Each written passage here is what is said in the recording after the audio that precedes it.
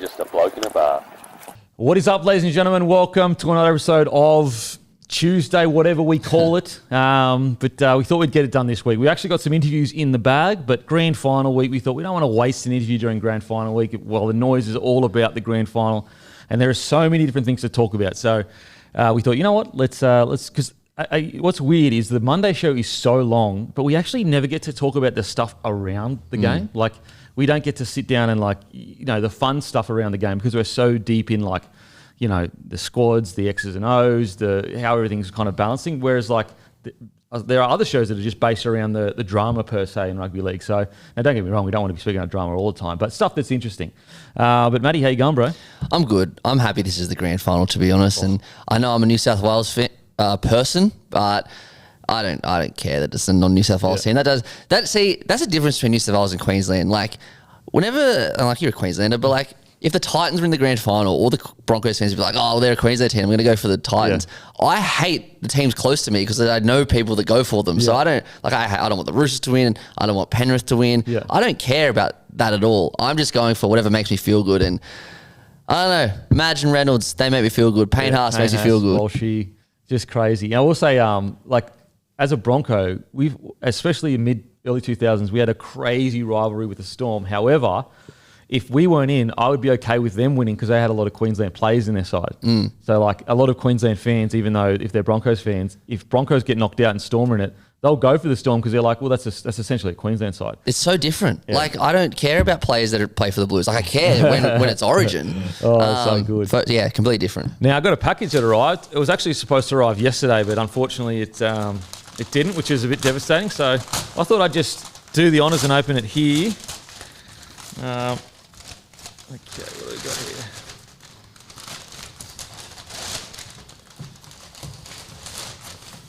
here? Okay. Oh, no way.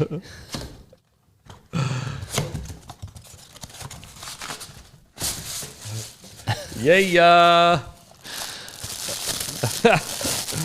That's my boy. Oh, holy shit, it's even got a poo in it. Oh, no. Jesus Christ. Holy shit, for my boy Walshy, let's go. Oh, it even looks like poo. Look at that. Ugh. Oh, yeah. Doesn't taste like shit, though. That's great coffee. That's great coffee. We should send that off and get some grumpy branding on that. Yeah, absolutely. Absolutely. There you go. How good. Turned up. That's for my boy Walshy. I did not expect that at all. If that's an omen, that was supposed to come yesterday. Okay. And Hammy was like, oh, you should, he said something about you should get the mugs.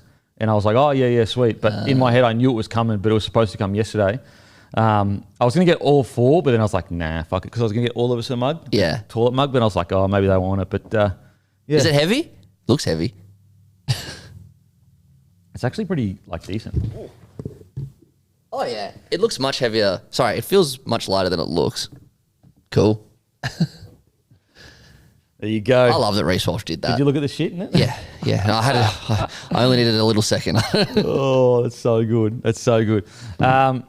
Anyway, that's done. Omens are all sorted. You know what else is an unbelievable omen?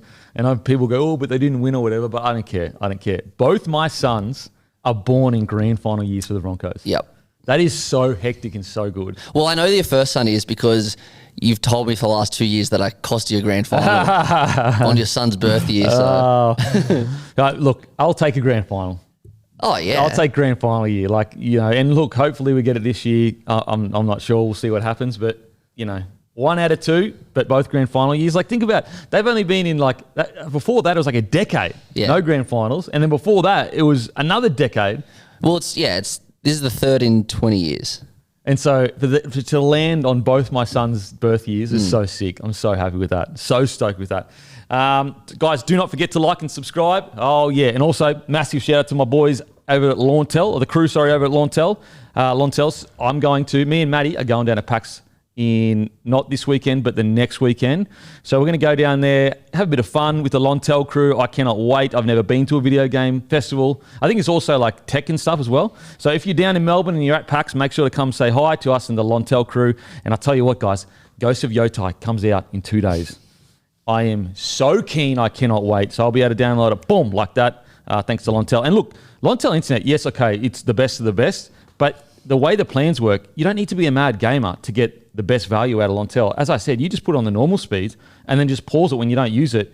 And sometimes it'll work out cheaper than what you've currently got. So go to lontel.net.au, use code BLOKE to get your prize. And yeah, don't miss out. Okay, Stefano and Haas, it's heating up. Okay, so we got this on the show yesterday. We'll go through it again. So Stefano came out and he said, and look, you know, when it's on text, it seems a lot harsher than what, you know, it normally is when it's on text. And so he was, when he said this, kind of smiling a little bit. Not like fully smiling. It wasn't like he was laughing or anything, but there was a tongue-in-cheek to it to a degree. Anyway, Stefano said this. There's a lot of people I don't like in this team. I don't want to name names, but there's a lot of people I think are a bit stuck up, and I'm pretty keen just to run at them and do a job for our team. Anyway, so that quickly got back to the Broncos. So a journo must have said, well, Stefano said this about you. And so the Payne Haas has immediately replied and said, they can say what they want, but we'll be out there on Sunday, and we'll see if that's still going to be thrown around. We know who we are. They got this certain image of us down there, so it is what it is. We'll see what happens. Can you feel the tension? I know I can. All the way down to my palms. So there's that back and forth. And, you know, it was a big dog versus a up-and-coming big dog, even though they're around the same age. But Stefano's really hit his straps recently, whereas Payne has not been doing it for a while. And so, funnily enough, like, I like this from Stefano because you can tell the moment his game changed was the moment his mentality changed to be more aggressive. As soon as he started going like, I need to start hurting people. I need to run with intent to hurt. It changed his whole game. Like, we never used to see Stefano bumping blokes the way he is now, but it's because he's changed his intent. He's gone from a player that I'll just get through my work to, no, I'm going to impact the team. So I think that this is real evidence of how much his mentality has shifted in the last 12 months or so. With Payne Haas, look, I don't think you want to rile the big dog up. He doesn't need any more motivation. Now, Walsh, he's also come out, which is hilarious. And so he basically said, I think he was asked about it or whatever. And his reply was, has he said that because we get more fans to our games than they do? I'm not too sure. Stefano can say what he wants. I couldn't care less. He's such a cheeky. Well, she's funny, eh? It's funny. Like, just a quick clip. It's not that serious, but at the same time, like, big dogging him a little bit. Yeah. And so it's back and forth. And then Corey Parker. So Corey comes out on SEN in Queensland. And his quote, he said, he has lit the flame. He's had a crack at the Broncos saying they're stuck up and do all sorts of things. This does not fit the brand of the Storm. This is not something you would see Smith, any of them do. Sorry, Cameron Smith. Then he said, he's a great player in good form. He was terrific last game, best on ground, but he has done absolutely nothing. He has not won a competition. So bite down on your mouthguard and bottle your emotions. He's played 3 Origins, 1 none, 2 Samoan tests and 1 none, and yet he's having a crack at the Bronx. I highly doubt this is aimed at Haas. They're in different stratospheres. If your ass is hanging out on Sunday night and you're playing the Broncos and he's in your mind, boy, you don't need that to be coming out and saying things like that. If you come out and talk the talk, you have to come and walk the walk. He has taken this on. I love it. Holy moly. We just need a Storm veteran now to come out and have a crack at Cozza. And then just life will be great. Imagine if Cam Smith has a go at Corey Parker after Corey wrapped him. And then, like, could you imagine, like, Smithy, like, who could chirp back at Smithy? Oh, like, how do you chirp back? He's like, bruh, don't even try. Yeah. But Smithy would never do something. I don't think he would. I love this. This is what we need on Grand Final week. It's a bit of banter. It's not that serious. Like, you know, there's no weirdness going on. Now, granted, it's rugby league. We might cross that line. But this is what I like. And look, I think Stefano has intentionally said it to get himself in that mindset. Like, I don't think he said it willy-nilly, like, and then he's going to regret it. No, I think that he is taking a lot of steps in his game that he understands he needs to be in that mindset. Otherwise, he can't do his job properly. And so I think it's great. Like, you know, this is why we love rugby league. Everyone's going to be waiting for Haas v Stefano. It's like, and I think they came through the grades same age-ish. So they probably would have been playing each other since a young fella. Yeah. Mate, I cannot wait. And then Walshy coming out chirping. Well, they're Blues teammates. Yeah, exactly. So, man, I cannot wait. It's so good. I want to know, though, and I love it as well. I love it no matter what. I want to know if Bellamy knew before, and I also want to know what Bellamy's reaction is after. See, I'm with you. Like, I can't imagine a world where Bellamy would know before and let him do it. No, sorry, where he would do it without Bellamy's permission. Exactly. Like, if you play at the Storm, you don't just go rogue like that, unless you're like a Cam Munster or something like that that's been around forever. But it's so obvious that Stefano's impressed Bellamy all year because, let's be real, he got shipped into Origin when his form probably didn't warrant it. And like, he's going to walk in next year if he continues this form. But at the time, Bellamy was the advisor, so we thought that maybe Craig Bellamy was part of the reason. So he obviously impressed Bellamy, and for good reason. Look at him now. So he's impressed him all year. I don't think he'd just go rogue like that. I don't know him, but yeah, I reckon Bellamy knew. For a pretty inexperienced, like he's not inexperienced, he's played 100 games or whatever, but for like not a big, set in stone star, it's a pretty rogue thing to say. It's not that rogue. Like, yeah, it's a tough one. Either way, I'd love to know whether he knew, or I'd love to know what the reaction was after it. Who knows? Like, maybe he's like, sweet, good. I'll back the boys. To be fair, this is probably the first time in his career, and like, I know he was the big dog at the Tigers, but he wasn't really a massive player. No. But this is like in Origin, he didn't say anything, but he was down the pecking order. This is probably the first time he's been the enforcer, so maybe he just felt that he had to do it. Yeah, and like that's what I'm talking about when it comes to mentality. Like that's a mentality shift in Stefano that's happened this year, where it's been like, the only way I'm going to impact games if I become the enforcer. Otherwise, I'm kind of like, I'm not fast enough to be a quick play of the ball guy. I'm not fit enough to play 80 minutes. But what I can do is be hyper aggressive and dominate physically for a 20, 40 minute period or whatever.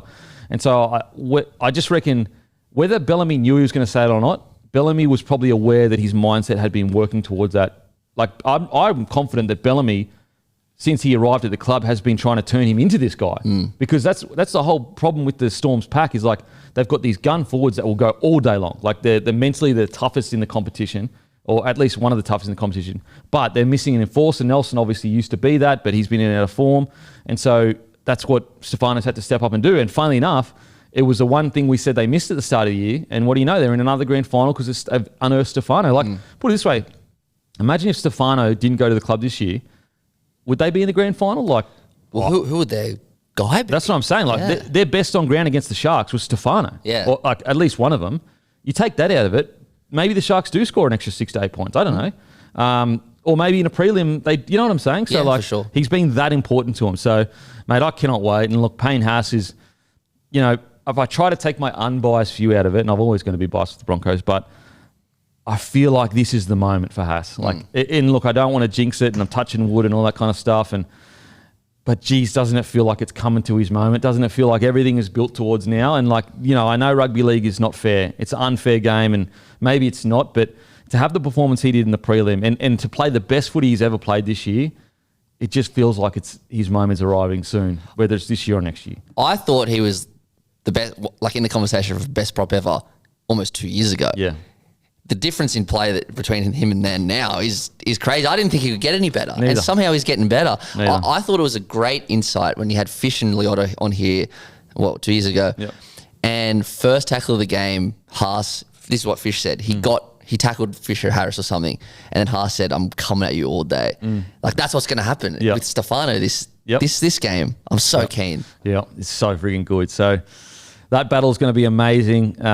Be interesting to see if there'll be any more chirp or if Madge locks things down.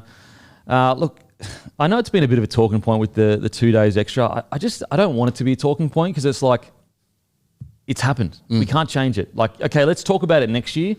Like, it's irrelevant. Like, because I don't want this excuse. Like, I don't want any Broncos fans going, "Oh, we lost because we had 2 less days." It's like, bro, that's excuses. Like, there are guys that play Origin on Wednesday and then back up and win games on a Friday. Granted, I know it's not a grand final, but it's also not 2 day. They're playing 7 days after. Yeah, it's a 7-day turnaround. It's a 7-day turnaround. Like, yes, should we try and tweak it a bit so it's not 2 days extra? Yes, I think there should be just only 1 day extra.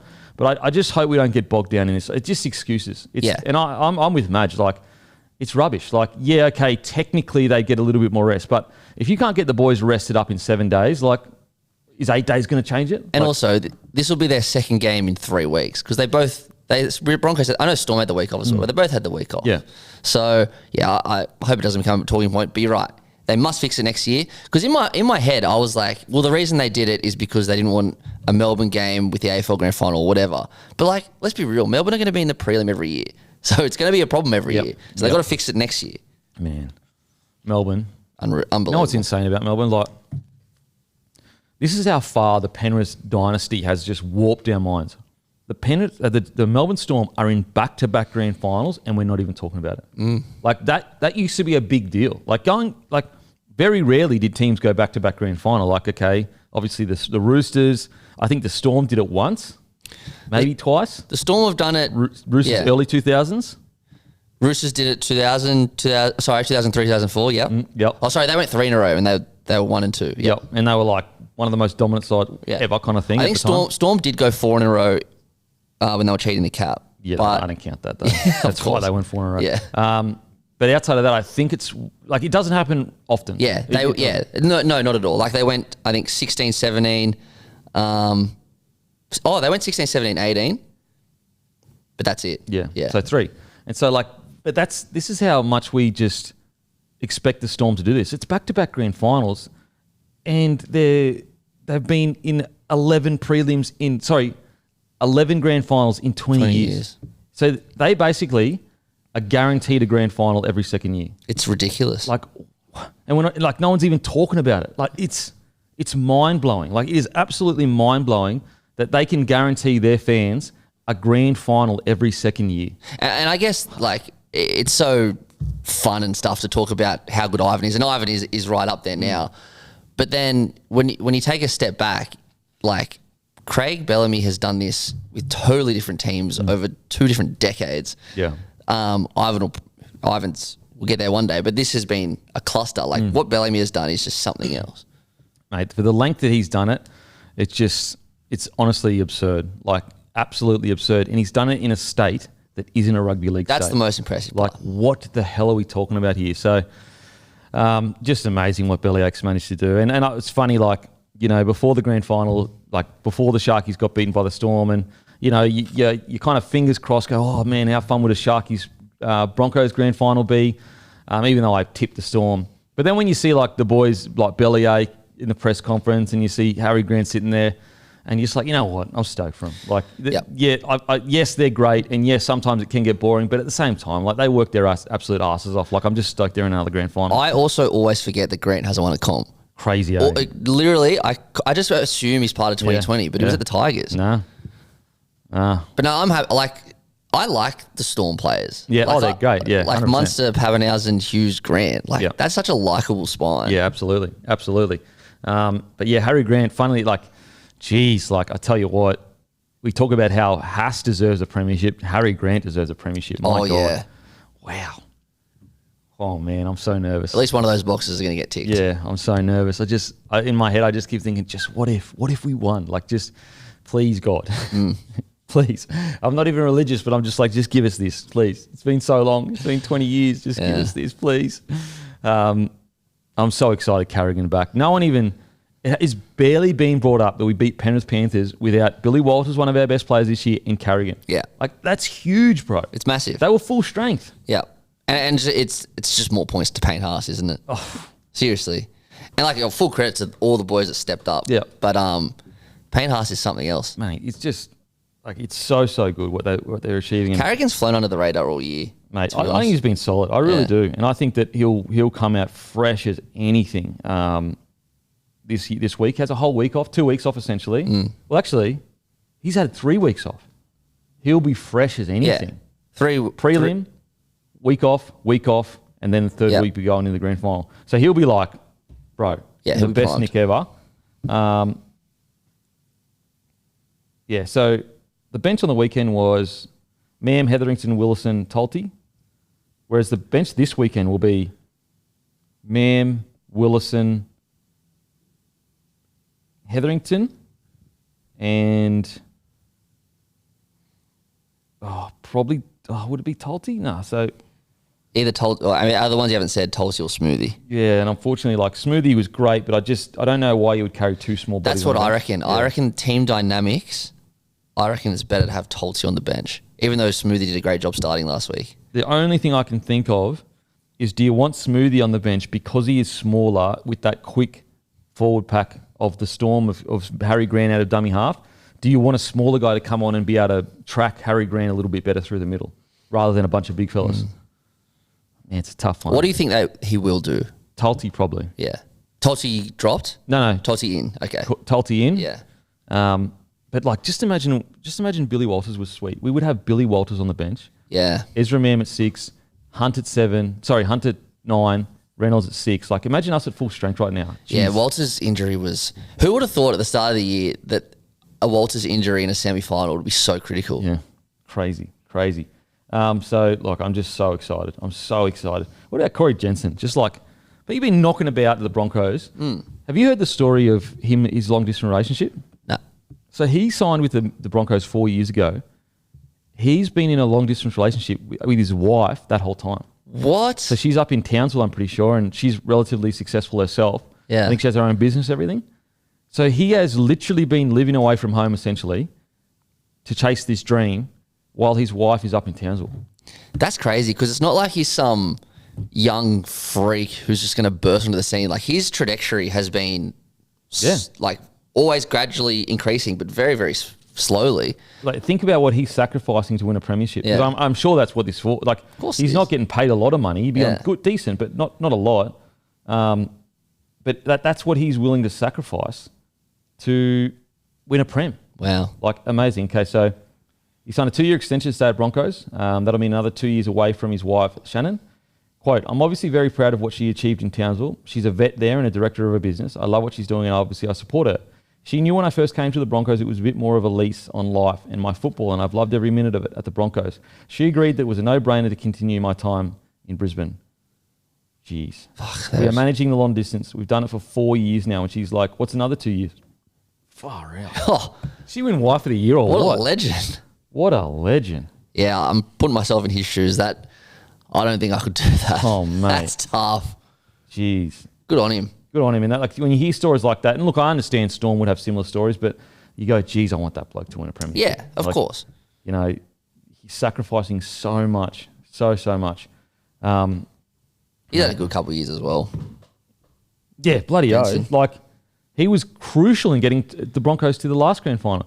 What a bizarre time for the Broncos. Like, you know, if you went at bird's eye view before we made the grand final this year, you would say our last 3 or 4 years has been a disaster. Like, just bird's eye view. Like, made a grand final, completely fell out. Then the other 2 years had the most historic fall out of the 8 we've ever seen. Came like 13, 14 the next year, spoon the year before or whatever. But then when you look at our recent stats, it's 2 grand finals in 3 years now. Yeah, it's pick your narrative, I guess. Mate, it's so weird. And the Broncos are like the only team that would be like this. Like, every other team would be like, we make a grand final, then we finish 5th. You know, like, and we hang around 5th for a little bit, and then we might make another one in a few years. Broncos can literally go grand final down to fucking 15th up to the grand final again. It's funny because it's true, but that's also how they play. Yeah, literally. It's either up here or you're all the way down here. Fucking hell, bro. So hectic. Yeah, so I just can't wait, man. Michael Maguire, like, take a bow, bro. Like, unbelievable. Unbelievable what he's managed to achieve. Like, his resume is, and he really is a victim of probably just landing at the wrong spot at the Tigers. Yeah. If he had landed at any other club with a decent administration, he probably would have been their coach for the next, you know, and like, I think the Rabbitoh situation, he was relatively new into first grade, like into NRL, and he probably learnt a lot from that, going, okay, maybe I need to balance things a little bit better. Yeah, squeeze the lemon and... Yeah, which is, again, we always talk about giving players grace. You've got to give coaches grace to grow as well. Yep. All the pressure throughout the year, and like, 2 things can be true. Did it look like the boys were a bit fatigued in mid-year? Maybe. But also, did Michael Maguire maybe tweak things a little bit just to bring it back? Maybe. Or maybe he didn't. Maybe this is all part of the plan. All we know is it's irrelevant. It has worked. Well, who are the team? Who has finished the fastest so far in this final series? It's the Broncos. Yeah, it's because crazy. they're the fittest team in the comp. Which is like, just, you know, you wouldn't think that. With all the talent they've got, you would think that they wouldn't need to do that. And as I said on Monday, it just reminds me so much of the early 2000s Broncos. Like, they were so ruthless and they were just so good. And they just ran you off the park. And I'm loving this kind of attitude from these boys. So I cannot wait. Man, and like, even the outside backs on the weekend, our forwards barely got any runs in the first half because we were just pinged in our own corner. And like Stags, I think at one point had the most runs of any player, any Bronco on the field, like 20, 30 minutes in. Which is unheard of for Stags. Unheard of, but we were just getting pinged in our corners so much. Like Carapani, I know he made a mistake here or there, but he did not stop hitting it up. Dean Mariner, every set, another hit up. Like Carapani's another one south they go. Yeah, geez, he's so good, Carapani. And if he could just sort out every here or there, but he's ball running. He's like, his step and his ability to find his front is amazing. So it's crazy. Cobbo's not even playing. I know. And like Cobbo at his best would be in the starting side. Like imagine our starting side with Walters at 14, Hunt at 9, Mam at 6, Reynolds at 7. Then you have Selwyn Cobbo on one wing, maybe Marin or Carapani on the other wing. Carrigan at the 13, like that's a fucking good side. He'll be 18th man, you'd imagine. Who's that? Cobbo. I think Jesse Arthurs probably will be, I assume. He was on the weekend.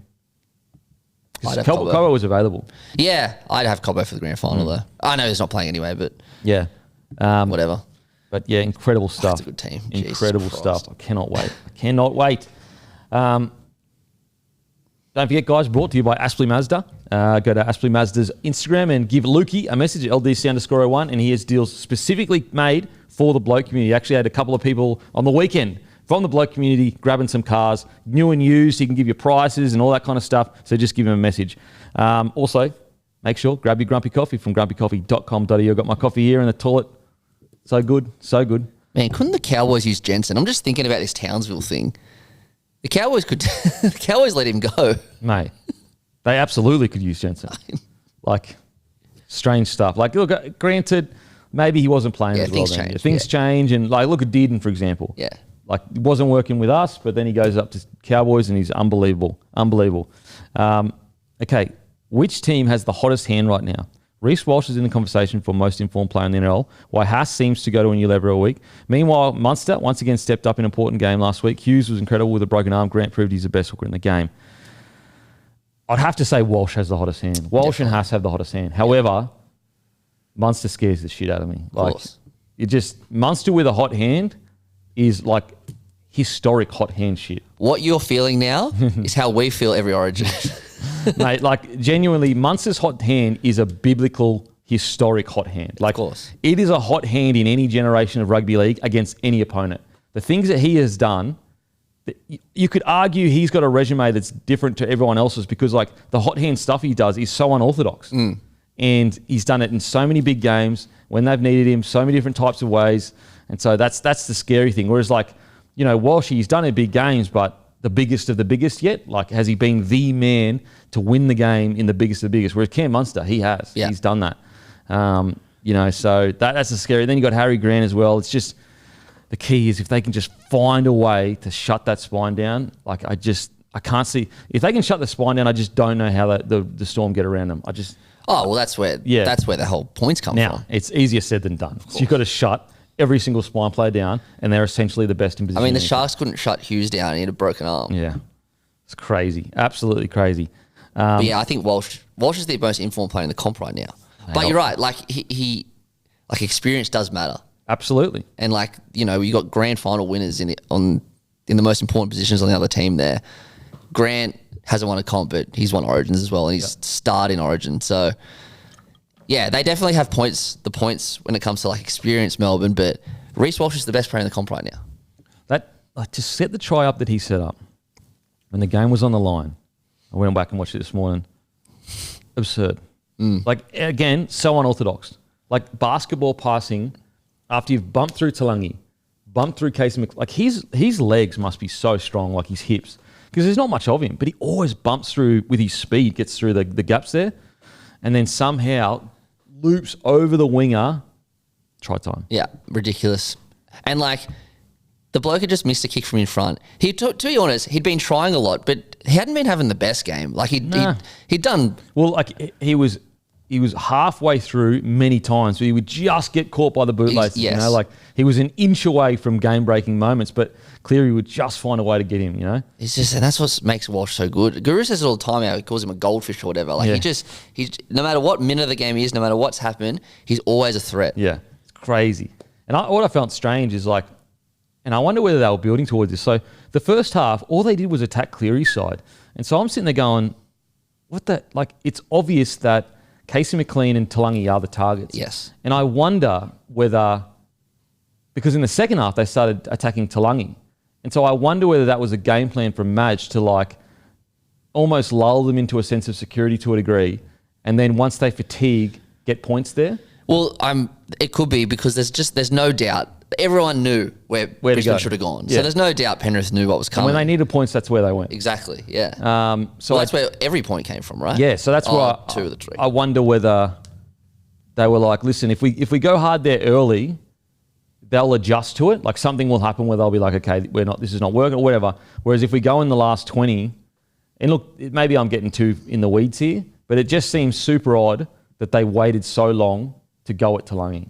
Like why run at Cleary all game long when you've got 2 rookies next to each other? So yeah. Well, it worked. If it worked because, Stagg scored and then right at the end with that. Mate, it's so hard to get a read on Madge on what his like deep game plans are because he does press conferences and he'll be like, mate, just happy for the boys, they worked really hard. And like he almost talks as if there's no game plan. Like he's just like, we just have to complete and just work. It's all about just working really hard. That's like pretty much all he says.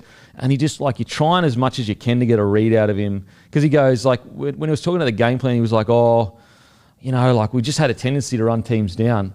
And he's talking in this kind of like vague language of like, it's just kind of been what we did. Not that's our strength. Yeah. And I'll never forget when Anthony Mincello talked about the year that they won the comp, early 2000s. And, was it? They won 2013. 13. Oh, 13, yeah. And Trent Robinson, I think it was Trent Robinson. Maybe I've got the coaches wrong. But one of the coaches that was coming in his first year. It was, I remember. Yeah, he said, I've watched all your footage and you all die in the arse in the second half. You lose games constantly in the second half. So what we are going to be is a second half team. And so when I hear stuff like that, I assume that's what Madge is doing as well. He's going, I want to make you the fittest you've ever been in your life. And when they're fatiguing, that's when we score our points. You know what's funny? That's exactly how South won in 14. And that was with Madge. There you go. Look, people forget, like South, and this was a trend for the whole year. South smashed the Bulldogs in the grand final according to the scoreline, 30-6. Yep. It was 6-6 with like 15 to go. Yeah. No one remembers that, but it's just they tied him out, and then they just put on the points. And that happened all year. Yeah. So, yeah, it is a thing that Madge does. We did for South. Fuck, he did it against the Raiders, he did it. Yep. Panthers, he did it. Well, what did you say yesterday? They've been behind by 14. 5 times. Like, that's crazy. That's an unbelievable stat. Oh, right. Imagine what the Broncos can do if they sort out the start or their defence and they can average 12 points a game or something like that. Jeez. Regardless of the result, and I know Madge does have a tendency to overwork, but hopefully he's improved that. And also, it's year 1. South was year 5 or 6. Yeah. Come on. I'm very interested to see how the Broncos are next year after another preseason. Oh, mate. I know we don't go too far ahead. Yeah. But No, it's. I've actually thought about it quite a bit. It's been such a big year, and then you don't want to rely on huge preseasons to get you to the final dance. What you want to rely on is a set of standards that can't be changed. So if you can instill standards and cultures and things that can't be changed, like for example the Melbourne Storm, they do hard preseasons, but it's all about the fact that they don't walk past someone cutting a corner. That's a part of their DNA. And so that's what's going to be vital for Madge, is not necessarily going crazy every preseason, although preseasons are always super hard, but making sure that players in the group are holding each other accountable at all times. But it is interesting to see how he goes. I tend to think he's learnt enough. I will say, though, if they win the comp, I don't give a fuck. of course. You know what I mean? Yeah. If they win the comp and then 2 years he trains them too hard and it's just not working out for us, bro. Do you think I give a shit about 2015 or 16? No. He gave us a comp. Thanks, bro. I'll always love you for it. But I think that he's matured into an outstanding coach. You look at what he did with all the stuff we've already read out. I think he's well aware of exactly the way he's managed this year has been nothing short of incredible. Yeah. Never in a million years did I think I would watch a Broncos side. Obviously, early 2000 I would, because they were just the best of the best. But never in a million years did I think this Broncos side would be the most ruthless at the end of the year. Like I would always think that they'd be the most attacking. Like 2023, they were just like on another planet attacking wise. We just never, me personally, I'd never seen attack like that. Whereas this is a mixture of both. Like, yeah, okay, their attack isn't as good as 2023, but at the same time, they are way fitter and way grittier. And it's obviously so much more, I'm not going to speak for you, but it's so much more satisfying as a fan at the full-time buzzer to win like that. Mate, I cannot believe, like, you sit there as a fan, you're like, these things don't happen to me, even though they do. But you're like, we always get beaten in this moment because you always remember the shit ones. But yeah, he's the way he's handled this first year. Think about the razor's edge that he has had to walk with this young playing group. Like, and not like that's one of many things he's had to deal with this year. Like this juggernaut club, like all the pressure in the world, great roster, and he's managed to nail it. And he's had to replace one of the biggest club legends. Like that's pressure in itself. Oh man, and he's absolutely nailed it. It's amazing stuff. And like, there's been no rumbles about players leaving or not being happy or whatever. I know Tupple were left early in the year, but clearly they didn't gel. Like clearly it was the right call from both parties. Man, so good. Oh, so good. Yeah, with the Storm, I just think with bellyache, I just wish it was against anyone but the Broncos. If it was against anyone but the Broncos, I'd probably go on for the Storm because I want bellyache to win a prem with this crew. And like the year that Munster's had, like, you know, talk about mental toughness. Like I put myself in Munster's shoes, and if that ever happened to me, I don't know if I'd have that strength that he has. Like it is nothing short of incredible. He's 1 in a million, isn't he, Munster? Like the strength, the mental fortitude to go through such devastating heartbreak and not just turn up to work. Like he's not just punching in the numbers and then going home, which it would be hard enough as it is. He's going to the highest pressure environment essentially you can go to and delivering. Like that is mental toughness. Like that is unbelievable. And then the boys get around, so they got plenty to play for.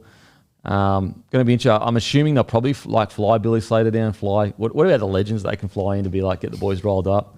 Absolutely, you fly in Billy Slater and Cam Smith. Yeah, just getting them all riled up. But yeah, I just cannot wait. I cannot wait. Whew. So good. Guys, don't forget, with Menulog, you can win a trip to Vegas worth $15,000. Make an order and then play the game, and you just automatically go in the draw. Okay. Apparently, Teddy Swims has cancelled the NRL Grand Final. It had actually officially cancelled? Oh, I just seen a post about it. Let me... Surely not. Holy. I was about to say as well, man, Sunday is going to be a long day for you and all Broncos and Storm fans. 7:30 p.m. kickoff on a grand final is such torture for the teams. Oh, that yeah, are you're in just sitting there thinking about it all the time. Yeah. Yep, cancelled. No way. No, sorry. These headlines, man, they get me every time. They said cancelled show, but they meant his show. Yeah. But fucking hell. It says... I doubt it. I doubt he would. Yeah. Okay. You know how, like, first of all, he'd be getting paid probably like $1 million. Yeah. Like, you're not saying no to like, he is not that big yet to be able to say no to $1 million, I don't reckon. Yeah, I agree. Nah, there's nothing on Twitter. It must have been... To be fair, the post said he's cancelled the NRL Grand Final, but it must have been fake news. No, I just... There's no way. Like, bloody lip sync if you have to. Seriously? Like... Yeah. Just lip sync if you have to. Like, absolutely. And it's just too much. There'd be so much things locked in. Like, people think, oh, yeah, cancel because your your vocal cords or whatever. Bro, the legal conundrum that would go back and, like, the legal battle that would be back and forth, like, and then getting insurers involved. And, like, didn't Kanye West nearly go bankrupt because he pulled out of a tour? Was back in the day. So, yeah, with events this big, it's very different to, like, let's say you're going and singing in front of a 5,000 crowd in a small, like, you can refund the tickets, you can go, like, it's much easier. An 80,000 stadium where 4 million people are watching, bro, it's a different beast. It's a different beast. Like, they are, the NRL would have him so locked in tight that he would almost have to be dying to not to go out there. Yeah. So I think it'll be sweet. Oh, Abdo apparently has confirmed that he will be in. Jeez, what a roller coaster this has been. Okay, so he's in. Mate, as I said, I think you'd honestly nearly be dying. Did you watch Snoop? No, I didn't watch him in the AFL. Oh, I didn't care about the AFL, but I watched Snoop later on YouTube. Was it good? Oh, mate, it was bloody awesome. Okay, I'll have to check it out. Now, Code Sports, new deal, guys. Finals are nearly over, so make sure to use this. Finals, use code finals at codesports.com.au/bloke, and you get a first 3 months $1. Unbelievable deal.